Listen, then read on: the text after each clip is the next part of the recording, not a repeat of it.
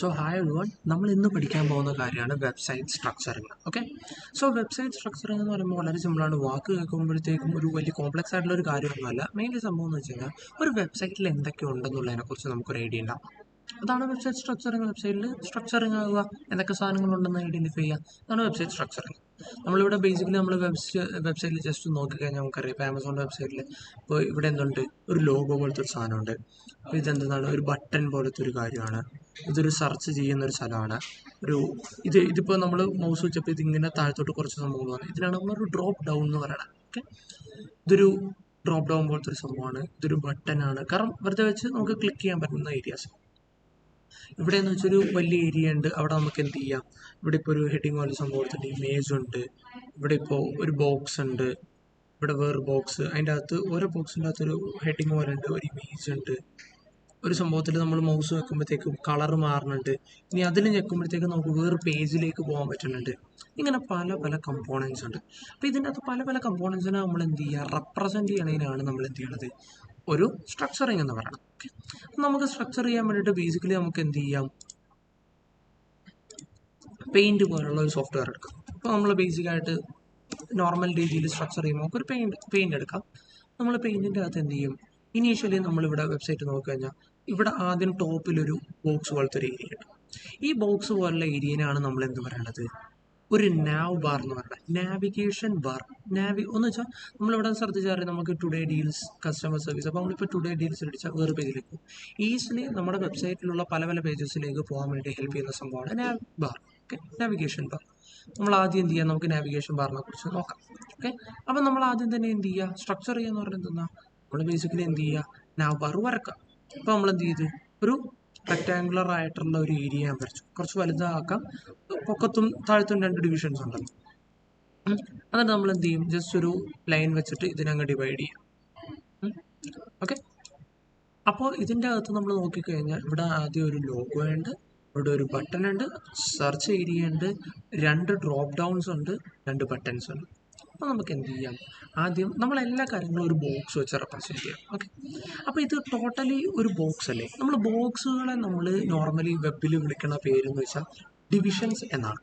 Okay, ഇതാണ് divisions. Okay, divisions or ഡിവ് എന്ന് അയാളെ വിളിക്കും. ഡിവിഷൻസിൻ്റെ ഷോർട്ട് നെയിമാണ് ഡിവ്. ഓക്കെ, അപ്പോൾ ഇതൊരു ടോട്ടലി ഒരു ഡിവ് ആണ്.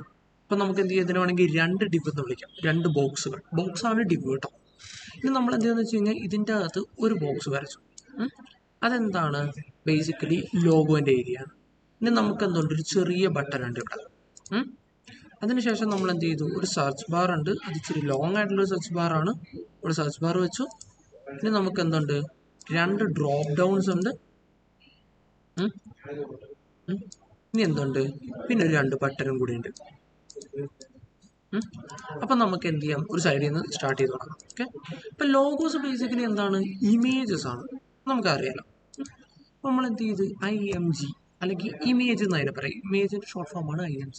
ഓക്കെ, ഇനി നമ്മൾ അടുത്തതായിട്ടുള്ള ഒരു സാധനമാണ് എന്ത്, ഇതൊരു ബട്ടനാണ്. അപ്പോൾ നമുക്ക് എന്ത് ചെയ്യാം, BTN, ബട്ടൻ്റെ ഷോർട്ട് ഫോമാണ് BTN. ഓക്കെ, ബട്ടൺ എന്ന് എഴുതാം, അല്ലെങ്കിൽ നമ്മൾ ഷോർട്ടായിട്ടല്ല എഴുതാം, നമ്മൾ ബട്ടൺ BTN എഴുതാം. നമ്മൾ അടുത്തതായിട്ട് വരുന്നൊരു ഭാഗം ഏതാണ്, സെർച്ച്. CH സെർച്ച് ബാർ എന്ന് നമുക്ക് പറയാം. ഓക്കെ, ഇനി ഇതെന്താണ്, ഇവിടെ ഒരു ഡ്രോപ്പ് ഡൗൺ ആണ്. ഇവിടെ കണ്ടില്ലേ, മൗസ് നോക്കുമ്പോൾ താഴത്തോട്ട് ഇതാവും. അപ്പോൾ നമ്മൾ അതിനെ എന്ത് ചെയ്യും, ഒരു DD എന്ന് വിളിക്കും, എന്ന് വെച്ചാൽ ഡ്രോപ്പ് ഡൗൺ. ഇതും എന്താണ്, അതേപോലെ തന്നെ നമ്മൾ പറയണ പോലെ എന്താണ്, ഇതൊരു DD ഡ്രോപ്പ് ഡൗൺ ആണ്. ഇതെന്താണ്, ഒരു ബട്ടനാണ്.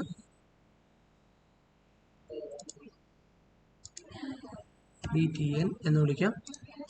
ഇയാളും അതേപോലെ എന്താണ്, BTN ആണ്, ബട്ടനാണ്. ഇനി അപ്പം മനസ്സിലായില്ലേ, ഇതേപോലെ നമ്മൾ ഓരോ സാധനങ്ങളെയാണ് വെബ് സ്ട്രക്ചറിങ്ങിൽ മെയിനായിട്ട് പറയുന്നത്. ഇനി നമുക്ക് എന്തുണ്ട്, വെബ്സൈറ്റിൻ്റെ താഴത്തോട്ട് പോയി കഴിഞ്ഞാൽ ഇതെന്താണ്, ഇത് ഓരോരോ ഭാഗങ്ങൾ. ഇപ്പം ഇത് കണ്ടില്ലേ, ഒറ്റ നിരയിൽ ഇങ്ങനെ സാധനങ്ങളെല്ലാം നിൽക്കുവാണ്. അപ്പോൾ ഇതിനെ നമുക്ക് എന്ത് ചെയ്യാന്ന് വെച്ച് കഴിഞ്ഞാൽ ഒരു ലിസ്റ്റ് എന്ന് പറയാം, ലിസ്റ്റ് ഓഫ് ഐറ്റംസ്. ഓക്കെ, ഒരു ലിസ്റ്റ് ഓഫ് ഐറ്റംസ് ആണ്. അപ്പോൾ നമ്മൾ എന്ത് ചെയ്യും, ഇങ്ങനെ ഒരു ബോക്സ് പോലെ വരച്ചിട്ട് ഇതിൻ്റെ അകത്ത് എന്തുണ്ട്, ഓരോന്നിലും ഓരോരോ സാധനങ്ങളുണ്ട്. ഓക്കെ, നമ്മളപ്പോൾ ഇതിനെ കളക്റ്റീവായിട്ടൊരു ഒറ്റ വാക്കായിട്ട് വിളിക്കുന്ന പേരാണ് എന്തെന്ന്, LIST അല്ലെങ്കിൽ ലിസ്റ്റ് എന്ന് നമ്മൾ പറയും. ഓക്കെ, ലിസ്റ്റ് എന്ന് പറയുന്നത് പല പല സാധനങ്ങൾ ഒരുമിച്ച് നമ്മൾ വിളിക്കുന്ന ഒരു പേരാണ്. ഓക്കെ, അപ്പോൾ ഇതൊക്കെ എന്ന് പറഞ്ഞാൽ വേറെ വേറെ സാധനം, അതുകൊണ്ട് നമ്മൾ അങ്ങനെ വിളിക്കാത്തത്. ഓക്കെ, അപ്പോൾ ഈ ടോപ്പിലുള്ള സാധനത്തിനാണ് നമ്മൾ എന്ത് വിളിച്ചത്, നാവ് ബാർ എന്ന് വിളിച്ചത്. ഓക്കെ, ഇനി നമ്മൾ അടുത്തതായിട്ട് പരിചയപ്പെടാൻ പോകുന്ന സംഭവമാണ് എന്തെന്ന്, സെൻറ്ററിലുള്ള ഈ ഒരു കാര്യം. നമ്മൾ വെബ്സൈറ്റിൽ നേരെ കയറുമ്പോഴത്തേക്കും ആദ്യം നമ്മൾ അട്രാക്ട് ചെയ്യേണ്ട ഒരു പേജാണ്, സൈഡാണിത്. ഓക്കെ, അത് നമ്മൾ വിളിക്കുന്ന പേരാണ് ഹീറോ സെക്ഷൻ എന്ന് വിളിക്കും. ഓക്കെ, അപ്പോൾ നമ്മൾ എന്ത് ചെയ്ത് അടുത്തൊരു ഡിവിഷൻ വരക്കുക, ഡിവ് വരക്കുക. ഇനി ഇവിടെയാണ് നമുക്ക് എന്തുള്ളത്, ഇതിനെയാണ് നമ്മൾ എന്ത് വിളിക്കുന്നത്, ഹീറോ സെക്ഷൻ എന്ന് പറയുന്നത് കേട്ടോ. നമ്മൾ ടോപ്പിലുണ്ടായിരുന്ന ഭാഗത്തിന് നമ്മൾ എന്ത് വിളിച്ചു, ഇവിടെയാണ് നമ്മൾ എന്ത് ചെയ്തത്, നാവ് ബാർ എന്ന് പറഞ്ഞത്, നാവിഗേഷൻ ബാർ. ഇതാണ് ഹീറോ സെക്ഷൻ. ഓക്കെ, അപ്പോൾ ജസ്റ്റ് ഒരു മാർക്കർ വെച്ചത്. ഓക്കെ, ശരി. ഇനി നമുക്ക് ഈ ഹീറോ സെക്ഷൻ്റെ അകത്ത് ഇവിടെ എന്തുണ്ട്, ഒരു ചെറിയ ഹെഡിങ് പോലെയുണ്ട്, ഇവിടെ ഒരു ഇമേജ് ഉണ്ട്. ഓക്കെ, നമുക്ക് അതിനെ എങ്ങനെ എഴുതാം. അപ്പോൾ നമ്മൾ എന്ത് ചെയ്യുമെന്ന് വെച്ച് കഴിഞ്ഞാൽ എല്ലാം ബോക്സ് ഇട്ട് എഴുതുക. ഇവിടെ എന്തുണ്ട്, ഇവിടെ ഒരു ഹെഡിങ് ഉണ്ട്, ഇവിടെ എന്തുണ്ട്, ഇമേജ് പാർട്ട് ഉണ്ട്. നമ്മൾ എന്ത് ചെയ്യും, ഇതൊരു ഹെഡിങ് ആണ്, കുറച്ച് ബോൾഡ് ആയിട്ടുള്ള ഒരു വലിയ എഴുത്തല്ലേ. ഇനി ഇവിടെ എന്താണ്, ഒരു ഇമേജ് ആണ്, IMG നമ്മൾ എഴുതി. ഓക്കെ, നമ്മളിവിടെ കണ്ടില്ലേ ഒരു ഇതുണ്ട്, ഒരു ഇമേജ് റൈറ്റ് സൈഡിലുണ്ട്. അതിൻ്റെ സ്റ്റൈലിങ് ബാക്കിയുള്ള കാര്യങ്ങളൊക്കെ പിന്നീടാണ്. നമ്മൾ മെയിൻലി സംഭവങ്ങൾ എന്തൊക്കെയാണെന്ന് നോക്കണം. ഇവിടെ നമ്മൾ നോക്കിക്കഴിഞ്ഞാൽ 4 ബോക്സുകളുണ്ട്. അപ്പോൾ ഇതിൻ്റെ അകത്ത് ആദ്യത്തെ ബോക്സിൻ്റെ അതൊരു ഹെഡിങ് ഉണ്ട്, 4 ഐറ്റംസ് ഉണ്ട്, താഴെ ഒരു ലിങ്ക് ഉണ്ട്. ഓക്കെ, ബേസിക്കലി അപ്പോൾ എന്താണ് ലിങ്ക്, നമ്മൾ ആദ്യം എന്ത് ചെയ്യും, 4 ബോക്സുകൾ വരക്കും.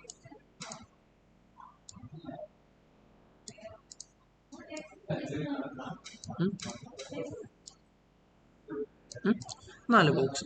ഇപ്പോൾ ഒരു ബോക്സ് എടുത്തു കഴിഞ്ഞാൽ ബേസിക്കലി എന്തുണ്ട്, ആദ്യമേ ഒരു ഹെഡിങ് ഉണ്ട്. ഇനിയിപ്പോൾ അവിടെ നോക്കിക്കഴിഞ്ഞാൽ 4 ഐറ്റംസ് ഉണ്ട്. അപ്പോൾ നമുക്ക് എന്ത് ചെയ്യാം, 4 ഐറ്റംസിന് ഒന്നില്ലെങ്കിൽ ലിസ്റ്റ് എന്ന് പറയാം, അല്ലെങ്കിൽ 4 ഐറ്റംസിന് ഒരുമിച്ച് നമുക്കൊരു ലിസ്റ്റ് ആക്കാം, അല്ലെങ്കിൽ എന്ത് ചെയ്യാം, ഇൻഡിവിജ്വലി ഓരോരോ ബോക്സുകളായിട്ട്. ലിസ്റ്റ് എന്ന് പറയുമ്പോൾ നമ്മൾ ചെറിയ ചെറിയ സംഭവങ്ങളാണെങ്കിൽ ലിസ്റ്റ് എന്ന് പറയാം. പക്ഷേ ഇത് കുറച്ച് സാധനങ്ങളുണ്ട്. ഇപ്പോൾ ഒരു ഇമേജും ഉണ്ട്, ഒരു കണ്ടന്റും ഉണ്ടല്ലോ, ഒരു സൈഡിലൊരു സംഭവമുണ്ട്. അപ്പം നമ്മൾ എന്ത് ചെയ്യാം, 4 സംഭവങ്ങളായിട്ട് പറയാം, 4 ബോക്സുകളാക്കാം. ഇതൊക്കെ ഓരോരോ ഡിവിഷൻസ് ആട്ടാ. ഓക്കെ, നമ്മൾ എന്ത് ചെയ്യും, ഇതെന്ന് വെച്ചാൽ ബേസിക്കലി എന്താണ്, ഇതിനകത്തൊരു IMG പ്ലസ് കണ്ടന്റ് ഉണ്ട്. കണ്ടന്റ് നമ്മൾ C എന്ന് വിളിക്കും. അത് തന്നെയാണ് എന്ത് ചെയ്യണത്, ഈ 4 സ്ഥലത്ത് സംഭവിക്കണം. ഇനി ഇവിടെ നോക്കിക്കഴിഞ്ഞാൽ ഒരു ഇമേജും ഉണ്ട്. ഇനിയിപ്പോൾ താഴെ ഒരു സീമോർ എന്ന് പറഞ്ഞൊരു സ്ഥലമുണ്ട്. അപ്പോൾ സീമോർ എന്ന് പറയുന്ന സ്ഥലത്തിന് നമുക്ക് ഇവിടെ കാണിക്കാൻ ഒരു ചെറിയ സ്പേസിൻ്റെ ഒരു ഇഷ്യൂ ഉണ്ട്. അപ്പോൾ നമ്മൾ എന്ത് ചെയ്യുമെന്ന് വെച്ച് കഴിഞ്ഞാൽ, സ്പേസിൻ്റെ ഇഷ്യൂസ് വരുമ്പോഴത്തേക്കും നമ്മൾ എന്ത് ചെയ്യുക വെച്ചാൽ ആ സ്ഥലത്തു നിന്ന് ഒരു ലൈൻ പുറത്തോട്ടിടും. എന്നിട്ട് നമ്മൾ എന്ത് ചെയ്യും, ഇവിടെ നമ്മൾ എന്ത് ചെയ്യും, അതൊരു ലിങ്കാണ്, സീമോർ. അതിൽ ഞെക്കിക്കഴിഞ്ഞാൽ എന്ത് ചെയ്യും, വേറൊരു പേജിലേക്ക് പോകും. അതെന്താണ്, ഒരു ലിങ്കാണ്. ഓക്കെ, അപ്പോൾ ബേസിക്കലി അങ്ങനെ ഒരു സംഭവം. ഇനി അടുത്തതെന്ന് വെച്ചാൽ എന്തെന്നാണ്, ഇവിടെ നമുക്ക് എന്തുണ്ട്, ഒരു ഹെഡിങ് ഉണ്ട്. ഇനി ഉള്ളതെന്ന് വെച്ച് കഴിഞ്ഞാൽ ഇവിടെ ഉള്ളത് വലിയൊരു ഇമേജ് ആണ്. ഓക്കെ, ഇവിടെ ഒരു വലിയ ഇമേജ് ഉണ്ട്, പിന്നെ താഴെ എന്തുണ്ട്, ഇതേപോലെ തന്നെ ഒരു ലിങ്ക് ഉണ്ട്. അപ്പോൾ നമ്മൾ എന്ത് ചെയ്ത് ഒരു IMG എന്ന് എഴുതി ഇമേജിന്. പിന്നെ എന്തുണ്ട്, ഇവിടെ ഒരു ലിങ്ക് ഉണ്ട്. ലിങ്ക് എന്ന് വെച്ചാൽ ബേസിക്കലി അപ്പുറത്തെ പേജിലേക്ക്. ഓക്കെ, ഇതേപോലെ തന്നെയാണ് ഇവിടെ അടുത്ത റിഫ്രഷിൻ്റെ ഒരു സംഭവം. അതെന്തുണ്ട്, ഒരു ഹെഡിങ് ഉണ്ട്,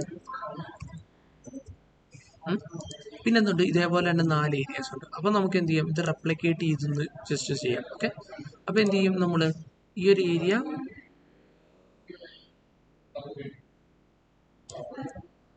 കോപ്പി ചെയ്യും. കണ്ടില്ലേ, ഈ ഒരു ഏരിയ നമുക്ക് എന്ത് ചെയ്യാം, ഇവിടെ ഇതേപോലെ തന്നെ കൊണ്ട് നോക്കാം. ഇവിടെ എന്താണ്, ഇമേജ് പ്ലസ് കണ്ടന്റ് ആണ് 4 ഏരിയാസിലും.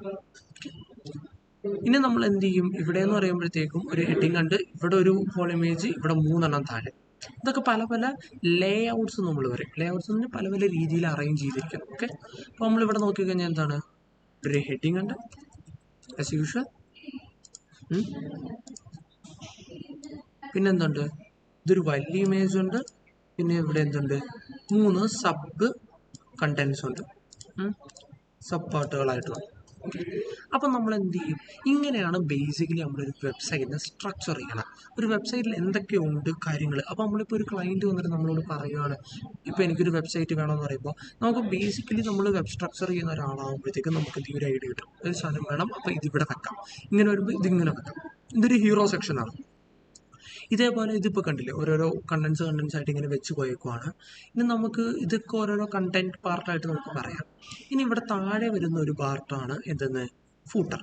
ഓക്കെ, അപ്പോൾ നമ്മളിവിടെ താഴെ നമ്മളിപ്പോൾ എന്ത് ചെയ്യും, ഒരു ബോക്സ് വരക്കും. ഫൂട്ടർ പാർട്ട് എന്ന് പറഞ്ഞാൽ ബേസിക്കലി ഒരു വെബ്സൈറ്റിൻ്റെ ഏറ്റവും ബോട്ടം പോർഷനിൽ തന്നെയാണ്. ഇവിടെ എന്ത് ചെയ്യും, ബേസിക്കലി ലിങ്ക്സ് ഉണ്ടാവും വേറെ ഇതിലേക്ക് പോകാൻ. എന്ന് വെച്ചാൽ അത്രയ്ക്ക് ഇമ്പോർട്ടൻ്റ് ആവണമെന്ന് നിർബന്ധമില്ല, നോർമൽ ആയിട്ടുള്ള രീതിയിൽ ലിങ്ക് ആയിരിക്കും. ജസ്റ്റ് ഒന്ന് നാവിഗേഷൻ ചെയ്യാനുള്ളതും. പിന്നീട് എന്തുണ്ടാവും, ആ വെബ്സൈറ്റിനെ കുറിച്ച് അല്ലെങ്കിൽ ആ കമ്പനീനെ കുറിച്ചുള്ള ഡീറ്റെയിൽസ് പറയാം. പ്രൈവസി നോട്ടീസ് ആയിക്കോട്ടെ, ആമസോൺ ഇൻകോർപ്പറേറ്റഡ്, അത് പിന്നെ എന്ത് കമ്പനീൻ്റെ ലൊക്കേഷൻ വല്ലതും ഉണ്ടെങ്കിൽ, ഇപ്പോൾ ഫോർ എക്സാമ്പിൾ ഇപ്പോൾ ഞാനൊരു എക്സാമ്പിൾ കാണിക്കാം. ബേസിക്കലി എന്ത് ചെയ്യും, ഇപ്പോൾ ഈ കമ്പനീൻ്റെ ഫൂട്ടർ എന്ന് പറയുമ്പോഴത്തേക്കും ബേസിക്കലി ഫൂട്ടറിനകത്ത് എന്തുണ്ട്, കമ്പനി ഡീറ്റെയിൽസ്, എവിടെയാണ് ലൊക്കേഷൻ വരുന്നത്, എന്തെങ്കിലും ഐക്കൺസ് കാര്യങ്ങളുണ്ടെങ്കിൽ അത് വെക്കുക, പിന്നെ സബ് പേജസ് വെക്കുക, അങ്ങനെയുള്ള കാര്യങ്ങളൊക്കെയാണ്. പിന്നെ കോപ്പിറൈറ്റിൻ്റെ ഏരിയ വെക്കുക. ഇതൊക്കെയാണ് ബേസിക്കലി എന്ത് ചെയ്യണത്, ഫൂട്ടർ എന്നുള്ള പാർട്ടിൽ വരുന്നത്. ബേസിക്കലി നമുക്ക് എങ്ങനെ അതിനെ പറയാമെന്ന് വെച്ച് കഴിഞ്ഞാൽ, ഇവിടെ നമുക്ക് പറയാൻ പറ്റുന്ന ഒരു ഏരിയ എന്ന് വെച്ചാൽ ഷിഫ്റ്റൊക്കെ വെച്ച് നമ്മൾ പറയുകയാണെങ്കിൽ ബേസിക്കലി എന്താണ്, കമ്പനീൻ്റെ അഡ്രസ് പാർട്ടാണ്. അഡ്രസ് പ്ലസ് ഫോൺ നമ്പർ ഉണ്ട്. അഡ്രസ് പ്ലസ് ഫോൺ നമ്പർ നമ്മൾ എന്ത് ചെയ്യുമെന്ന് വെച്ച് കഴിഞ്ഞാൽ കണ്ടന്റ് എന്നുള്ള ഫോമിൽ തന്നെ വരും കേട്ടോ. Okay, C four content. Okay, പിന്നെ അതിൻ്റെ അകത്തുള്ള ഭാഗങ്ങൾ എന്ന് വെച്ച് കഴിഞ്ഞാൽ ലിങ്കുകളുണ്ട്. ലിങ്ക്സ് എന്ന് പറയുമ്പോഴത്തേക്കും ഓരോരോരോ പാർട്ടായിട്ട് ഇപ്പോൾ ലിങ്ക്സ് കാര്യങ്ങൾ വരുമ്പോഴത്തേക്കും നമ്മൾ ലിങ്ക് വെക്കുന്നു. പിന്നെ നമുക്ക് എന്തുണ്ട്, ഇവിടെ ഇമേജസ് വെച്ചിട്ടുണ്ട്. അപ്പോൾ നമുക്ക് ഓരോരോ ഇമേജസ് ആയിട്ടുള്ള എന്ത് ചെയ്യും, നമ്മൾ എന്ത് ചെയ്യും, വേണമെങ്കിൽ ഒരു ലിസ്റ്റ് ആക്കാം, അല്ലെങ്കിൽ നമുക്ക് എന്ത് ചെയ്യാം, നമുക്കത് കാണിക്കാൻ വേണ്ടി എന്ത് ചെയ്യും, നമ്മൾ IMGS ഇമേജസ് എന്നുള്ള ഫോമിൽ പറയും. ബേസിക്കലി ഇങ്ങനെയാണ് നമ്മൾ എന്ത് ചെയ്യണത്, ഒരു വെബ്സൈറ്റിനെ സ്ട്രക്ചർ ചെയ്യണത്. ഓക്കെ, പിന്നെ നമ്മൾ അടുത്തതായിട്ട് മനസ്സിലാക്കേണ്ട വേറെ കുറച്ച് ടെർമിനോളജീസും കൂടെ ഉണ്ട്. അതിൻ്റെ അകത്ത് ഒന്നാണ് സ്ലൈഡർ. ഓക്കെ, അപ്പോൾ നമ്മളിവിടെ നോക്കുകഴിഞ്ഞാൽ ഇവിടെ ഒരു ഹെഡിങ് ഉണ്ട്, ഇവിടെ ഒരു ഇമേജ് വെച്ചിട്ടുണ്ട്. നമ്മളിപ്പോൾ ഈ ഒരു ബട്ടണിൽ ഇത് ക്ലിക്ക് ചെയ്ത് കഴിഞ്ഞാൽ എന്ത് ചെയ്യും, അടുത്തൊരു സാധനത്തിലേക്ക് ഇങ്ങനെ സ്ലൈഡ് ചെയ്ത് പോകും. ഇതിനാണ് നമ്മൾ എന്ത് ചെയ്യണം, ബേസിക്കലി സ്ലൈഡർ എന്ന് പറയുന്നത്. ഇങ്ങനെയുള്ള ടെർമിനോളജീസ് മനസ്സിലാക്കി വെക്കണത് എപ്പോഴും നല്ലതാണ്. കാരണം നമുക്കിപ്പോൾ എന്തെങ്കിലും സാധനം ആരെങ്കിലും ചോദിക്കുകയാണ്, എനിക്ക് കുറച്ച് ഇമേജ് വെക്കണം, ഇതിങ്ങനെ ഇടക്കിടക്ക് നീങ്ങിക്കൊണ്ടിരിക്കണം, അപ്പോൾ അതൊരു സ്ലൈഡറാണ്. ബേസിക്കലി നമുക്കതിങ്ങനെ പറഞ്ഞു കൊടുക്കാനും കാര്യത്തിനൊക്കെ പറ്റും. ഓക്കെ, അതാണ് സ്ലൈഡർ, ഒന്നാമത്തെ ഭാഗം അതാണ്. പിന്നെ അടുത്തതായിട്ട് വരുന്നതാണ് ഇവിടെ ഇപ്പോൾ ഒരു 3 ഡോട്ട്സ് കണ്ടില്ലേ, ആ 3 ഡോട്ട്സിൽ ഞെക്കിക്കഴിഞ്ഞാൽ ഇവിടെ ഇങ്ങനെ ഒരു ഭാഗം സ്ലൈഡ് ചെയ്തു പോകും. ഇതാണ് ഒരു സൈഡ് ബാർ എന്ന് പറയുന്നത്. ഓക്കെ, ഇപ്പോൾ സൈഡിൽ നമുക്ക് എന്തെങ്കിലും നാവിഗേഷൻ ആയാലും എക്സ്ട്രാ ഡീറ്റെയിൽ ഒക്കെ എഴുതാനായാലും ഇപ്പോൾ കമ്പനീൻ്റെ ഡീറ്റെയിൽ എഴുതാൻ വേണ്ടിയിട്ട് ഉപയോഗിച്ചു. ഓക്കെ, അപ്പോൾ അതാണ് ഒരു സൈഡ് ബാർ എന്ന് പറയുന്നത് ബേസിക്കലി. ഓക്കെ, അപ്പോൾ നമ്മൾ പഠിച്ച പോലെ ഇപ്പോൾ എന്ത് ചെയ്തു, സൈഡ് ബാർ ഉണ്ട്, സ്ലൈഡർ ഉണ്ട്. ബേസിക്കലി ഇങ്ങനെയുള്ള കാര്യങ്ങളൊക്കെ കുറച്ച് ബേസിക്കലി നമ്മൾ ഡിസൈനിങ് കാര്യങ്ങളൊക്കെ ചെയ്യുമ്പോഴത്തേക്കും മനസ്സിലാക്കി വെക്കേണ്ട കുറച്ച് കാര്യങ്ങളാണ്. അപ്പോൾ എന്ത് ചെയ്യുക, ഇങ്ങനെയൊക്കെയാണ് ബേസിക്കലി വെബ് സ്ട്രക്ചറിങ് വേണ്ടത്. ഇനി നമുക്ക് എന്ത് ചെയ്യാം, വെബ്സൈറ്റ് ചെയ്തു പോകുമ്പോഴത്തേക്കും ഓരോരോ സാധനങ്ങളായിട്ട് എക്സ്ട്രാ പഠിച്ചു പോകാം. ഓക്കെ.